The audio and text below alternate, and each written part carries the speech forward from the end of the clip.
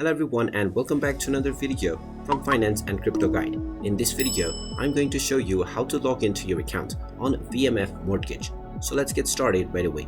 First of all, open up your web browser and then in the address bar type in vmf.com and press enter. You will now be taken into the official VMF Mortgage page.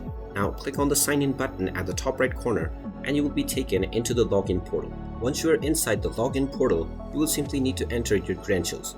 Go ahead and type in your username or your email address that you have set up while creating your account within the username/email address box.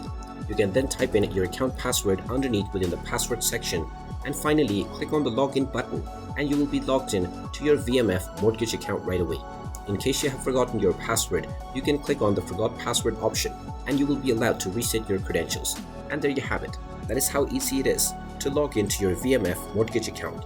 If you find this video helpful, make sure you hit that like button and subscribe to our channel if you haven't done so already. Also ring that notification bell to never miss another update from us. Thank you for watching and I will see you again in the next video.